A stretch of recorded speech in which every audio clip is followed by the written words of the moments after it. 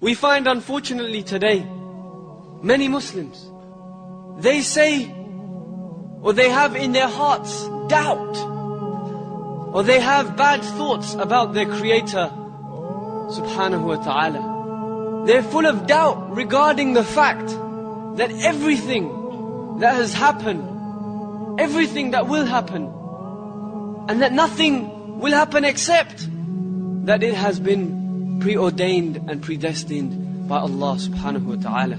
So we believe that things happen because Allah decrees them. And that doesn't mean that Allah loves evil.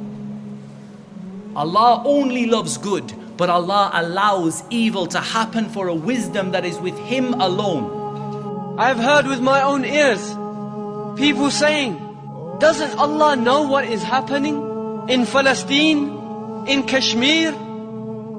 Doesn't Allah see the bloodshed of our Muslim brothers dying?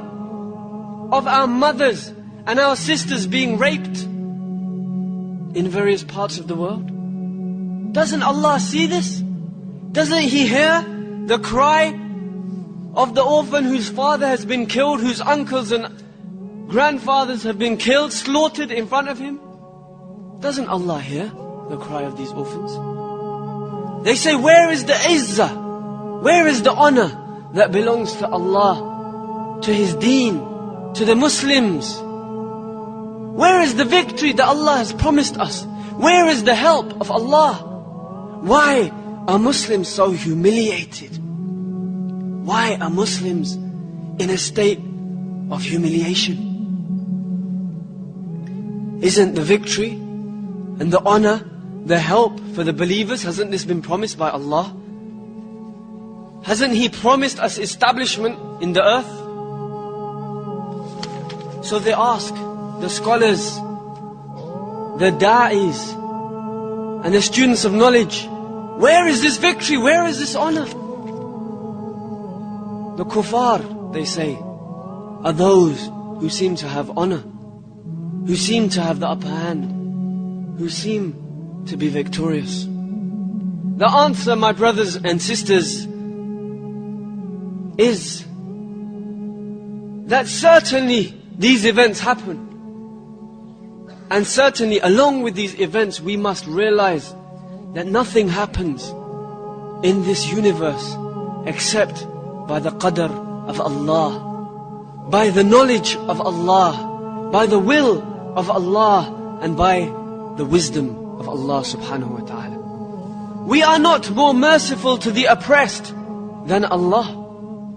We do not have more mercy than Allah.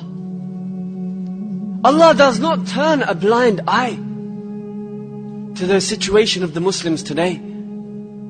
Allah is not deaf. He's hearing the cries of the Muslims around the world. And we cannot claim that we see better, or we hear better, or even that we are more merciful because we feel more pity than Allah subhanahu wa ta'ala. Ar-Rahman Ar-Rahim. To have Iman, faith in Qadr, predestination, the good and the bad thereof, is something which is a pillar from amongst the pillars of Iman. Your Iman is not sahih, it's not correct, and it's not accepted from you until you have Iman and full yaqeen, full faith and certainty in this fact that nothing happens in the universe except by the will, knowledge and wisdom of Allah subhanahu wa ta'ala. This belief, wallah, will save you from every strife and struggle.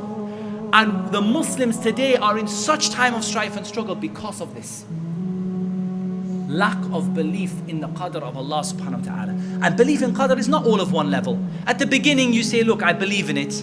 It's hard for me, it's a bitter pill to swallow, but I believe. Then later on you say, no, I accept it. I accept that this is the decree of Allah for me.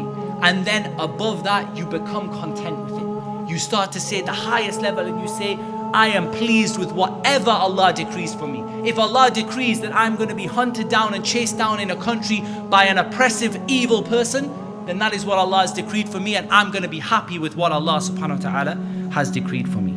Be patient, because your final destination is Jannah. This is what we say to the believers today that are being tried. Be patient, because your final destination is Jannah.